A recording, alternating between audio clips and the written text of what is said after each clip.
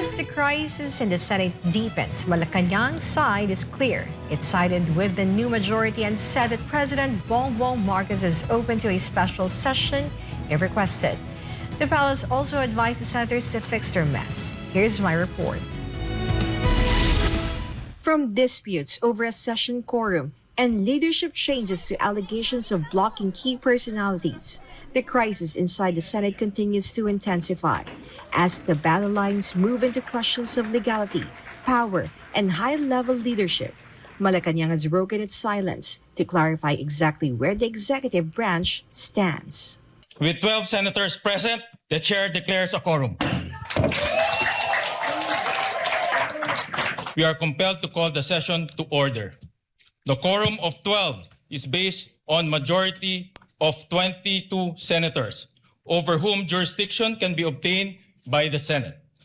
This is in full accord with the ruling of the court in Avellino versus Cuenco, that an absolute majority of 12 out of the 23 members can constitute a constitutional majority of the Senate for quorum purposes.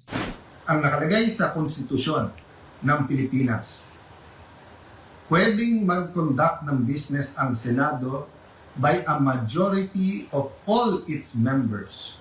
Ang majority po ng 24 ay 13 po. 13 po ang numero. Yung sinasabi po nilang kaso, yung po ay ibang-iba.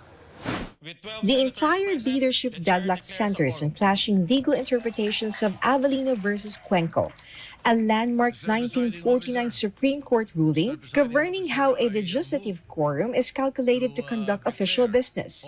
Acting Senate President Sherwin Gatchalian utilized that specific judicial precedent to declare a valid session quorum with just 12 senators present, a move that successfully triggered a sweeping committee reorganization and leadership shakeup.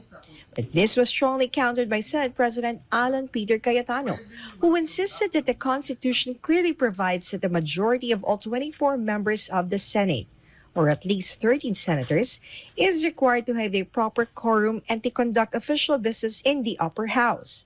However, for Malacanang, the recognized leadership is the new majority in the Senate. Yun po ang nakikita na nararapat. Ito ang nakikita para maipakita rin sa taong bayan na kung may naganap na tamang proseso ay dapat lamang pong kilalanin.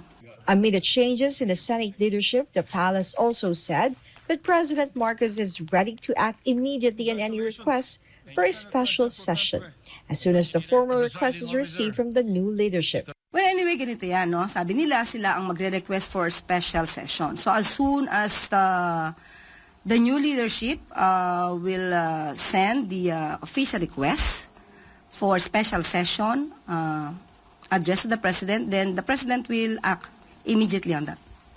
The palace also did not let the chaos in the Senate slide, especially since the controversial Senate siege and shooting last May are still fresh, followed now by the scramble for leadership. So when asked what the palace's message for the senators, Palace Officer Claire Castro's answer was short but direct. Umayos kayo. According to the palace, the Senate itself should fix its own internal problems and resolve the issues surrounding the institution.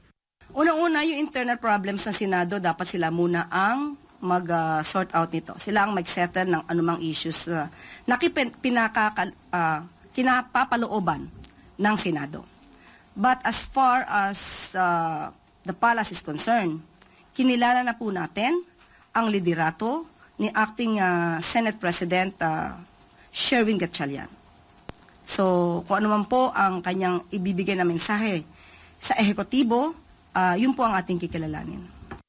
Meanwhile, Malacanang also denied any connection of the president to the allegation that certain senators, former soldiers, and personalities who went to the Senate to attend the Blue Ribbon Committee hearing were blocked.